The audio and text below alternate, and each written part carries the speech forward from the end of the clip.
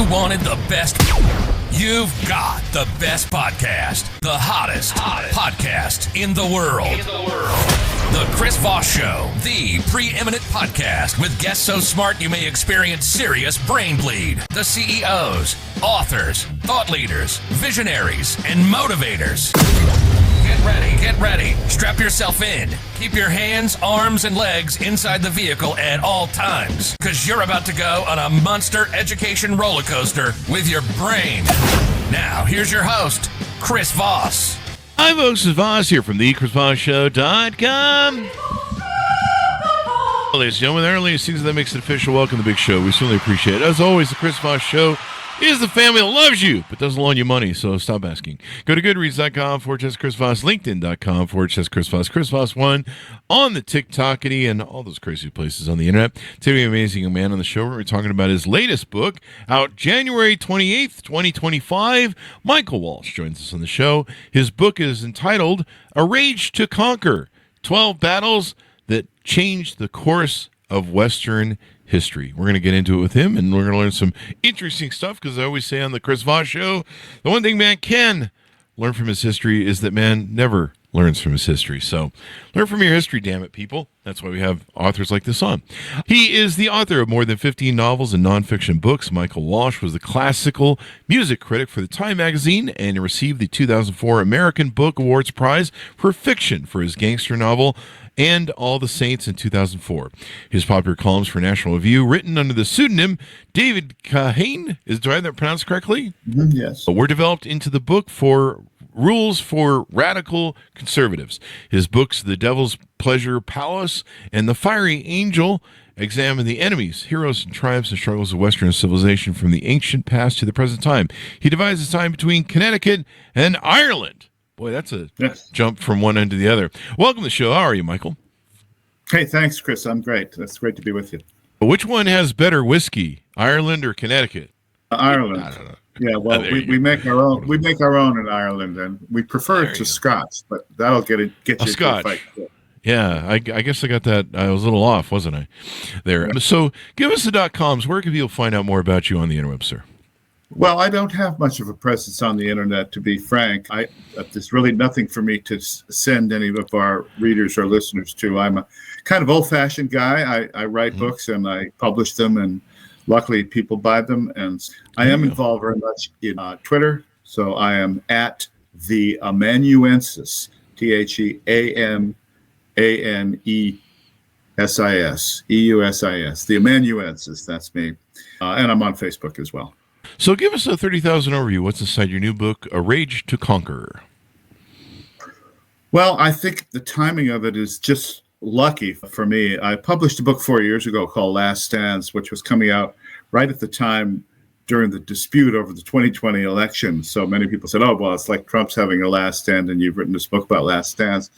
And that was about famous military last stands. This one is about famous battles and famous conquerors who have dominated their epoch as military commanders. And so once again, it has kind of a ring for today. I was saying on Twitter just yesterday or the day before, I used to compare Trump to Julius Caesar, especially having survived his political and personal assassinations. But now I compare him with Trajan, who was the Roman emperor who expanded the territory of the empire to its furthest extent in the second century. So what the president has done in just a week has kind of illustrated the thesis of this book, which is great commanders take command and they go till they're done, whether they're totally defeated or they're totally victorious. There's no retirement, there's no negotiating, there's no half measures. You just finish the job. So I picked 12 battles, including 9/11, and I examined what was the strategy, what are the similarities between these guys. I mean, we're talking about men like Alexander the Great, of course, Caesar, of course. These are all very well-known people. Napoleon, of course, but also the last of the great Roman generals in the 5th century, just a decade or so before the Western Empire fell in the year 476. This you can't, it sounds like you're making it up. You can't make it up. The last great Roman general fighting with the last of the Roman legions defeated Attila the Hun You wonder, well, you never thought of those two guys in the same sentence before.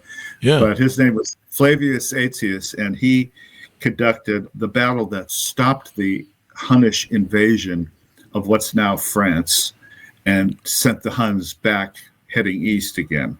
So Aetius is someone that we don't know much about, and I really enjoyed writing about him. And another of these commanders who we don't talk about much today was a giant of a man, according to all the contemporary accounts. So this would have been at the end of the 11th century, so around 1099. His name was Bohemond, Bohemond. He was a Norman. Remember, the Normans had just conquered England in 1066, and after that they went on to conquer other places, among them southern Italy and Sicily. So he was a Norman from southern Italy, and he led the First Crusade along with 3 or 4 other guys. But Bohemond was their best fighting general, and his contribution is in this book is 2 battles, Dorylaeum and the Battle of Antioch, because of how they show what a commander does under incredible pressure and against almost insurmountable odds to win. So this is a book about winners, but it's also, most important, Chris, it's a book about men. I was born on a Marine base in North Carolina, Camp Lejeune, North Carolina, and raised in the Marine Corps. My father was stationed all over MCRD in San Diego. We were in Honolulu for a few years, Washington, D.C., of course, a couple of times. And I've been struck by how the popular opinion of men has changed so dramatically since the feminist revolution of the 70s.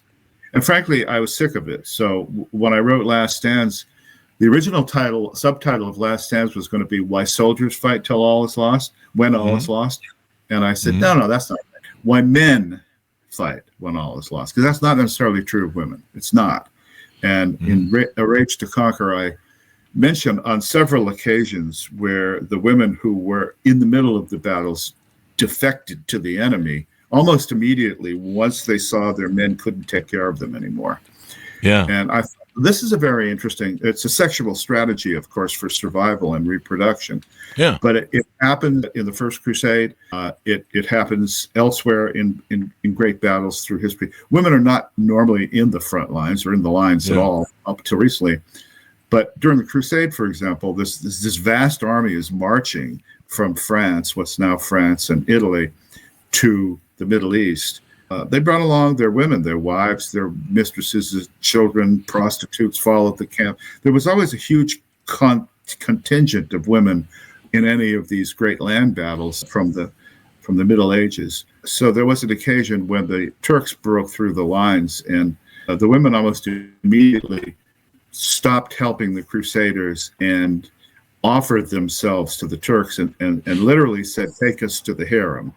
Wow. And then Bohemond, my commander, came right into the middle of that fight, busted a few Turkish heads, and then the women got with the program again and started helping the Crusaders, dragging off bodies, bringing water, doing the support functions that they were there for.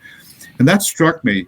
What does that say about, first of all, the essential nature of the sexes, not just the modern wishful nature of the sexes, and what is the most optimal use of both sexes in battle? Now, this book is frankly a celebration of toxic masculinity. So there, I said it. Let's just call it masculinity. There's nothing toxic about masculinity. Well, these guys are toxic in that they kill an awful lot of people. So that was that word. I guess so. I guess you could call some of that toxic, but technically the women that were riding the reward of those men who were conquering certainly didn't feel it was toxic. No, you know what I mean? It's interesting how that always plays out. It's like when the history goes to the conquerors, I guess, is that how it goes? History is written by the conquerors. But, a lot of those men that were doing those things for their women, to provide for their women, to provide for their stuff, it didn't. No one's really complaining about it then. So that's all I'm saying. No, that's the point I was trying to make. In both Last Stands and this book, and now the publisher has commissioned a third volume in this series of military history, but from me. And the point I wanted to make was we have to understand all of this stuff in context. And in my books, you were kind enough to mention at the opening, Devil's Pleasure Palace and Fiery Angel. Those are more philosophical and artistic treatises, but everything I've done in the last 10 years has been to try to explain where we are today, how we got here, what is the historical background of it. Because you have a lot of people running around like chickens with their heads cut off, not knowing the historical background of whatever it is they're reacting to. And we've lost a sense of history, especially in the United States, but throughout the West. And I'm trying to restore that somewhat. Okay. I can see why. So, there's a lot of the battles that are on here you have listed, and a lot of these are interesting. Like I say on the show, the one thing man can learn from his history is that man never learns from his history. So, the Battle of 9/11, that's one that I think everyone can agree on that we remember the most recent, because certainly. Most people don't remember anything past 3 weeks. Talk to us about why we ultimately lost that as the United States in accordance to your study of history and read on it. How do we lose that? Well, okay, I'll start at the beginning to kind of explain the context of why I wrote that chapter. Because originally this was going to be just, the past. It was going to end with World War II and Patton. But then I thought, the more I thought about it, especially I travel a lot. I just came back from 5 months in Europe, in fact. It seemed to me in retrospect that President Bush reacted completely incorrectly to 9/11, and that we effectively lost that battle. And if you don't think we lost that battle, then why are you taking your shoes and belts off at the airport every single time you go on a plane? Every single time. What Bush did was he criminalized in advance 330 plus million Americans because of the actions of 19 mostly Saudi Muslims who destroyed the World Trade Center and attacked Pentagon. This seems to me to be a vastly stupid way to approach any kind of casus belli, any kind of declaration of war. And I do, at the end of this will be the most controversial chapter in the book, I do say, imagine what Caesar would have done. Imagine what Alexander the Great would have done. Imagine what the Bohemond of Antioch would have faced with such a provocation. I'll give you an example of something that did happen. Okay. And it's also in the news today, just to show you that history eternally recurs. As I think it was Marx that said, history never repeats, but sometimes it rhymes. In this case, it does rhyme. And this is in Gaza, place America's never heard of until relatively recently.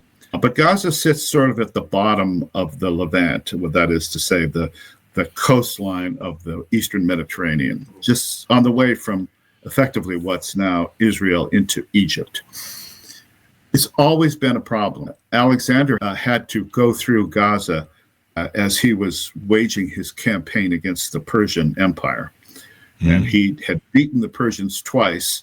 Then he decided to go down, resupply himself, because, of course, he needed to be near ships who could bring him supplies from Greece and elsewhere. So he's hugging the coast, going south, and he runs into Gaza on his way to Egypt, which he wants to conquer as well. That was run in part by the Persians. Gaza gave him a lot of trouble, and Alexander was a commander who led from the front all the time. He's always fighting. He's a fighting general. There aren't very many of those at all, but that's one of the reasons I ended with Patton, too, because Patton was literally a fighting general. Yeah. So he gets to Gaza, and Gaza's a walled city, like most cities are in those days, and he sets about to besiege it. Now, this is really important for modern readers and listeners, people listening to us, to understand. The rule of siege warfare was very clear. An investing army would come and say, surrender the city. Your option was surrender the city or fight. So if you surrendered the city, you were going to still lose. The men would be enslaved. The women would be sent into slavery. The children would be enslaved. But if you fought back and lost, everybody would be killed. Almost everybody. And that was just the rules of the game, and everybody knew that. So Caesar encounters this a couple of times in the Gallic Wars, and other generals encountered this, but Alexander was there first. So he has to fight a very tough siege against Gaza, which annoys him and annoys the Macedonian troops that he's with. And Alexander is very severely wounded in this battle because he's fighting at the front. And at one point, an Arab who had been fighting on the side of the Persians, who were the rulers of Gaza in those points, snuck in under a kind of false flag of truce and wounded Alexander quite badly. Wow. So Alexander dispatched him. But that made him so angry and the Gazan resistance, that they captured the city. They completely destroyed this. I remember this story. Yeah. Knocked it down to the bricks. And there was a eunuch who was the administrator of the city. And Alexander, being a big fan of the Iliad, decided to give that eunuch the treatment that Achilles gave Hector. He tied his ankles. He ran thongs through his feet and dragged him around his body around the city to show that he had conquered. And that was the end of Gaza. That's the point, is that he couldn't let this thing be a thorn in his side. So they had a chance to surrender. They didn't surrender. Everybody gets killed, sold into slavery, whatever. And then Alexander goes on to Egypt, conquers Egypt, becomes the essentially the pharaoh of Egypt, and then finally defeats Darius II at the famous battle of Gaugamela, which I talk about in the book. But the point is that these old commanders brooked no resistance. Caesar, it's estimated Caesar killed 1 million Gauls, who are Celtic people like me, like the Irish are, in the course of his completely illegal, by the way, conquest of Gaul. The Roman Senate never approved that. He just did it on his own. And he knew that if he did not succeed, he would be brought back to Rome and executed as a traitor. That was Caesar. When Caesar crossed the Rubicon, after he comes back from Gaul, he knows he's got to win this civil war or he's literally a dead man. Wow. So they played for very high stakes in those days. And we don't, I'm not advocating mass murder on the scale of Alexander or Caesar, but the point is that negotiation never ends a war. Never. It just halts it for a while both sides rearm and refigure their strategy. Yeah. But I'm sorry. One last thing, Chris. We had a great general in America, Ulysses S. Grant, and his initials stood for, that actually wasn't his real name, but it became his name. And it was a joke, but later on they stood for Unconditional Surrender Grant. So the Confederates asked terms from him early in the war, when he was still fighting out in the what was then the West in Tennessee. And what are your terms? And he said, unconditional surrender. That's it. The end. No negotiation, no peace, no drawing lines on it. No, none. You quit and you give up. And then he was lucky enough to find his adjutant general, Sherman, who said the same thing. The way you win a war is by overwhelming force until the enemy is absolutely 100% crushed. And that way you save lives and you end the situation. So here we are after 9/11. We're fighting useless forever wars in countries that had nothing to do with 9/11 and that made no geographic or geopolitical or military sense for us. These things have to get ended, and I think this is where we're headed now. Yeah, the forever wars. Do you think with 9/11, in what you wrote about in the book, was it a mistake to go into Afghanistan, or was the mistake when we opened the front that seems to have been, from my understanding, George Bush's ego, Dick Cheney's money-making, that they wanted to go into Iraq to basically beat out his father. His father had never finished off Iraq, and so the boner was that the junior W would go in and finish off the thing. Was the mistake that we went into Afghanistan, or was it a mistake that we expanded into Iraq, or was the whole thing just a mistake in your historical? No, I think going out into Afghanistan to eliminate the Taliban, who, by the way, are back now. So you see we didn't really eliminate the problem. Good job there. Yeah, great job. I'm glad we spent all that money and got all those boys and girls killed for absolutely nothing, but sure, why not? That war should have been over in 2 weeks. And then technically Afghanistan was, right? Yeah, it was. But then we decided we could turn it into a Jeffersonian democracy. Yeah, an imperialistic sort of thing in Iraq. Well, it's a group of savages who have fought off everybody from the time, speaking of Alexander the Great, and whooped the Brits a couple of times too. And so that was stupid. And then going into Iraq was just beyond stupid. It was partly because Daddy had not finished the job. Yeah. I have a very low opinion of George Bush the first, and I have a low opinion of George Bush the second too, because all of our resources were wasted on that irrelevant force. The declared enemy, and it couldn't have been more clear, because bin Laden, who I mentioned as the general who won 9/11, understood that he had declared war on the United States of America. But he knew we wouldn't do anything about it. We would not rise to the provocation. They blew up 2 embassies in Africa. Mm-hmm. Then they blew up the World Trade Center. Mm-hmm. And we would not finish them. Yes, they hunted down bin Laden and eventually killed him. Yay, good. But that didn't remove the source of the problem, which is Islamic terrorism, and it's still happening. As I said, I was in Europe for the last 5 months. There were a couple of knife attacks in Germany at a Christmas market with innocent people walking around being attacked by radical Muslims. Mm-hmm. So that's how I can show you that we lost the battle of 9/11. We still have the problem. How do you see, we're in a situation right now, for those maybe our YouTube channel's like 18 years old, so people watch it 10 years later. So for those in the context of this conversation, it's currently 1/27/2025. Donald Trump has just taken office for a second. And he's said that he will end the war in Iraq. How do you view the war in Iraq in context of some of these battles that you've, researched in history? Any ideas on what the future holds, or maybe just whether or not it was a smart play? Any thoughts you have on it? You mean the Ukraine? Sorry, I'm sorry, the Ukraine war. With Russia. Well, I spent a good deal of time in the Soviet Union. I went there first in 1986. I was there when Chernobyl blew up. Oh wow, that was fun. That was fun. I bet. I only found out about it after I got out of the USSR because, of course, they would not admit it. And I left just before the coup against Gorbachev in 1991. So that was August of 1991. And the Soviet Union was gone by Christmas, right? Basically. Yeah.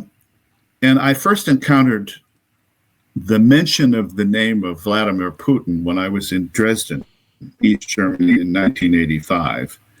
And I was at an event that was being hosted by the East German government, led by Erich Honecker. It was a very cold day. It was February, and it was observing the 40th anniversary of the destruction of Dresden by the Brits and the American bombers. Mm-hmm. So we took out a city that, was the jewel of Central Europe and demolished it. So as a propaganda stunt, they had reopened the opera house there, which is why I was there. Mm-hmm. And anyway, in order to get around East Germany, you were always assigned a babysitter. You couldn't just wander around by yourself. And my babysitter, who mentioned that there was a new KGB resident in Dresden named Vladimir Putin. So that was the first time I heard that name. And so I've kind of watched his career ever since. I would say this about the Ukraine war. What Russia is not an enemy of the United States. Russia is an adversary. China is an enemy. There's a very important distinction there. What Putin is doing, put yourself in Putin's shoes without sounding like an apologist for Putin. You were a high-ranking intelligence officer. Your country suddenly collapses almost overnight. It's all gone, and all of its component parts are broken apart and vanished, including what's now the Ukraine. Mm-hmm. I know they've dropped the because for politically correct reasons. That is to say, they just call it Ukraine now. It's a separate country. It's not a province of Russia. But the Ukraine was always a province of Russia. And in fact, Russia, the idea of Russia, in part began in Kiev. That is, it's like if the Canadians had come and taken away Boston, right? And we really wouldn't miss Boston. But historically, it would be similar. That was now under French-Canadian occupation and had been for the last 40 years or so. Boston, man. So I think what Putin is trying to do is reconstitute not the old USSR, which was unworkable and unwieldy, but the old, what the Russians call the Rodina, Rodina, the motherland, And that basically consists of Belarus, which is the old white Russia, so-called white Russia as opposed to red Russia, and half of the Ukraine. And he's got the half of the Ukraine that he wants. Now, the Ukrainians put up a hell of a fight, and the West and NATO have done everything they could to provoke Putin into a larger war, which I think is insane, especially when, under the terms of the agreement we made with the dying Soviets, we told them we would not push NATO right up to the Russian border. Well, they want to put Ukraine in NATO, which would push it right up to the Russian border. And if you know anything about Russia, and Hitler and Napoleon found out the hard way, they don't like being pushed. And you can only prod the bear so much before the bear stands up and gives you a thorough whacking. But Putin's taking back what he thinks of as territorial motherland Russia. That's the simple explanation for that. Yeah. He sees himself as Ivan the Great, I think, or something like that. I don't know. Peter the Great, yeah. Peter the Great, yeah.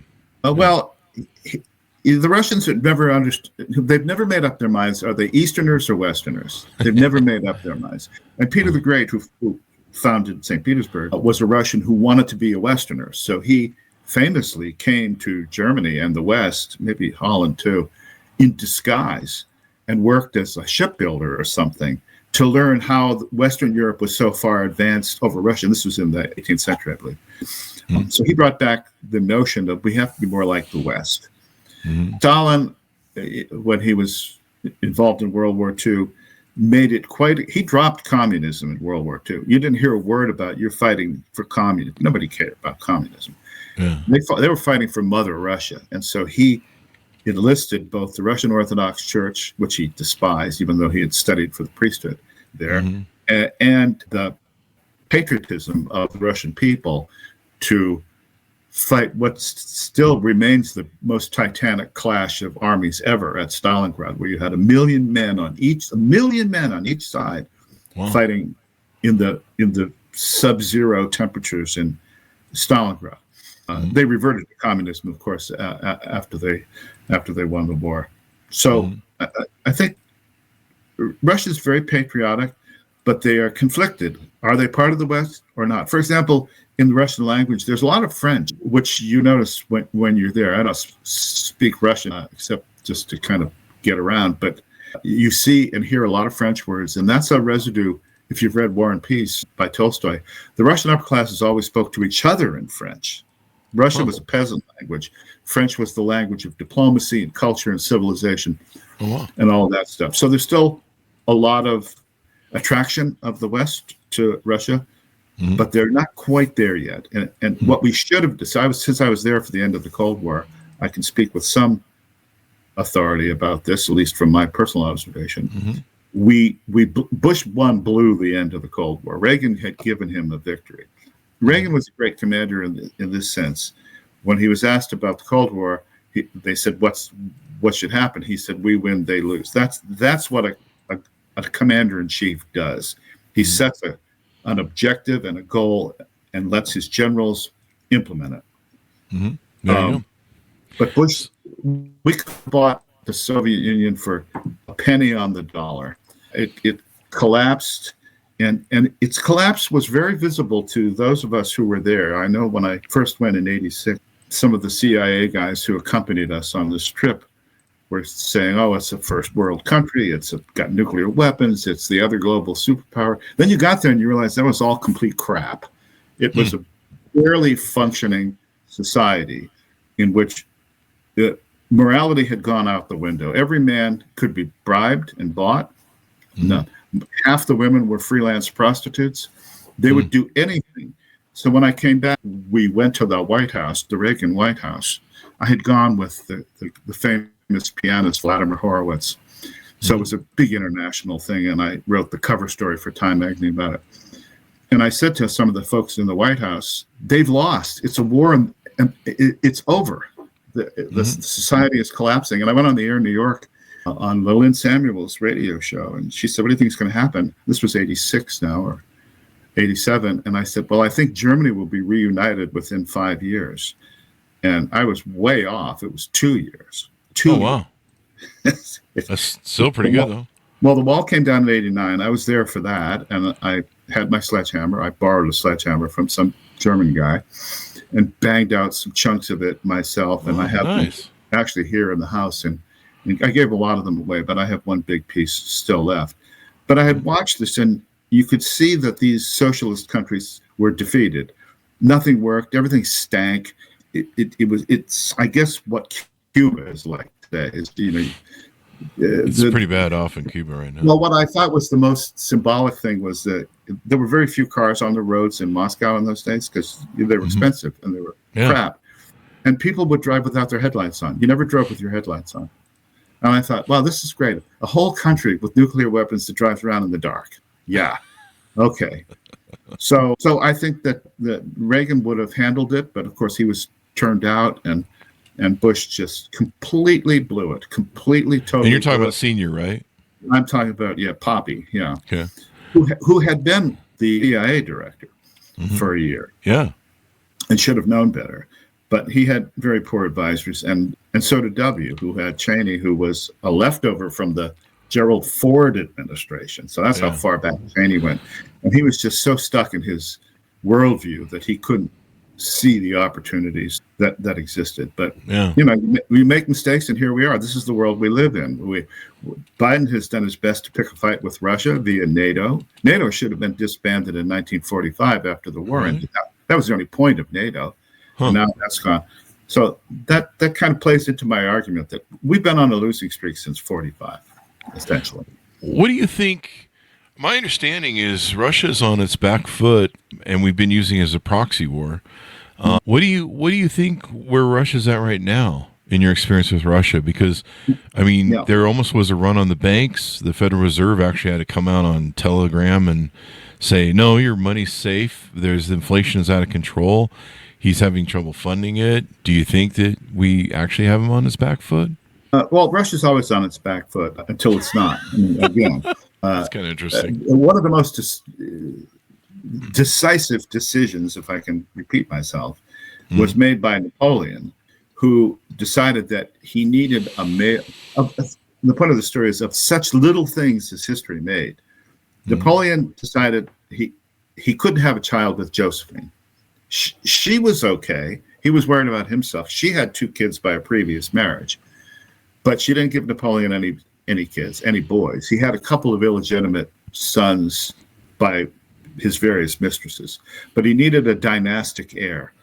So he had a choice. He could marry Alexander the Great's, not Alexander, Tsar Alexander's younger sister, who was a teenager, or he could marry the daughter of the Austrian emperor, who was related to Marie Antoinette. So he chose poorly. He married the daughter of the Austrian emperor. Had he married Alexander's sister, he would never have invaded Russia, or certainly not when he did. And of course, that was the end of Napoleon, because the Russians did what they always do. They retreat, suck you into this endless country, and then kill you. And that's what happened. So Russia's always in trouble. I love the Russians, but they're very odd. I'll put it this way. I said, one of the times I came back, I said, a Russian man who doesn't wake up in the gutter covered with his own puke every morning thinks he didn't have a good time the night before.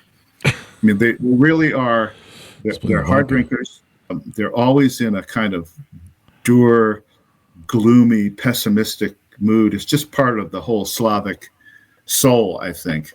But I would not underestimate the Russians. They're capable of pulling it out when they need to. Sometimes you play your best game when you're on the back foot. Maybe, I don't know, or you learn to roll with it. I mean, it's a giant fucking gas station. Really, the whole country is what it is. But yeah, it's interesting. It's interesting to see how it plays out. I don't know. It'll be interesting to see how, I don't know, the whole thing. It has been kind of interesting to see what Benjamin Netanyahu, you talked about someone who's been running from, you talked about Caesar, where Caesar would be in trouble if he ever stopped the war, the civil war he was fighting. Benjamin Netanyahu has been doing the same thing. But it's interesting to see the expanded war that they've done in fighting beyond October 7th. helping cause, I don't know if it helped cause the collapse of Syria, but certainly they've gone in and cleaned up after the collapse of Syria, all the war bases and stuff, and how it almost seems like the proxy war that we've been fighting with Hamas and Iran through funding and giving arms to Russia or Israel has kind of helped collapse that whole situation there, and maybe put Iran finally maybe in its place. Maybe, I don't know. Well, this is a point I make right at the beginning of A Rage to Conquer, which is that war, Immanuel Kant said, peace is not the normal state of people living side by side. War is the natural state. Peace is the aberration. The thing about warfare, I'm sorry, I lost my train of thought there. I was just about to make another point. I know. War is the primary engine of social and technological change. Technology raises its game for military purposes. Always has, always will. Sometimes technology outruns the ability of human beings to use it. The American Civil War was a good example. They were fighting a sort of Napoleonic war at the beginning, but with modern weapons, cannons and better rifles and everything.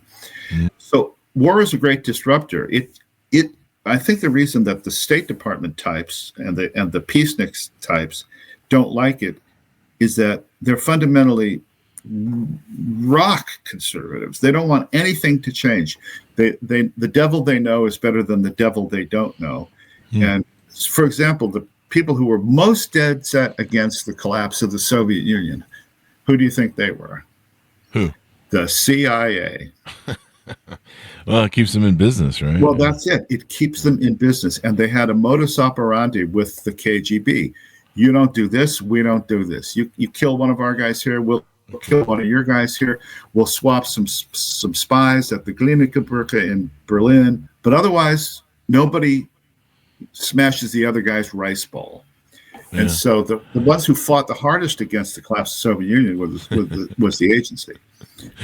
That's funny. Did you ever see The Russia House? Yes. The Russia House. It's such a beautiful movie. But there's a line in it that I forget the name of the actor from Jaws says, but he goes, it's a little hard to sell wars and funding to Congress if there really isn't a war, because they, I won't blow the plot line of the movie, but there's a line that he says something to that effect, like we can't get a war funded if there is no war, basically, or we find that the other person doesn't. Well, Bush 2 fixed that. We've had war since 2001. Yeah. Absolutely no point. That's the thing. It just keeps the supply chains running. Yeah. So there's a lot on war. Made Cheney and Halliburton very rich. So I call it the Dick Cheney presidency, the W presidency. I voted for George Bush, and I was aghast. I was just like, this is fucking bullshit. With Dick Cheney and the no big contracts to Halliburton, I'm just like, well, we see what the motive is behind this war. So anyway. We'll be paying it for years, so enjoy it, folks. Anyway, guys, final thoughts as we go out in .coms. Where can people find out more about you on the interwebs? Well, I have a Wikipedia page. I had a website which is going to be transformed into something else, so I might as well tell you about that. Sure. It's called the THE pipeline, like an oil pipeline. .org, and we ran that for 4 or 5 years, and it was mostly about energy issues, although we dealt with the COVID hoax and electric vehicles, a lot of the stuff that we were trying to raise awareness against actually. And we published 2 books. One is called Against the Great Reset, which was an anti-World Economic Forum book with a roster of very distinguished contributors. And most recently, I commissioned and published Against the Corporate Media. I started my first newspaper job in 1971-2, and have watched with dismay as I went all the way to Time Magazine at its height in my own journalistic career, at the wreck of the media now. It's just terrible. So we have 2 books, Against the Great Reset and Against the Corporate Media, and the-pipeline.org is it's a treasure trove of articles, some of which I'll be adapting into online books for readers. But the new website will be up, I hope, soon, and then people can find me there as well. Well, thank you very much, Michael, for coming on the show. We certainly appreciate your opinion. And the one thing man can learn from his history is that man never learns from his history. So please, folks, study damn history. And I'm tired of repeating the same things. Can we get over this? Human nature. If I didn't show the cover of this book here, which is quite well done, going from ancient warfare to World War II, which really gives you the outline of 12 battles that changed world history. It could happen again. And there'll be a link for it on the Chris Voss Show. Thank you very much, Michael, for coming on the show. Folks, order the book wherever fine books are sold. Rage to Conquer, 12 Battles That Changed the Course of Western History, out January 28th, 2025. Be good to each other. Stay safe. We'll see you guys next time.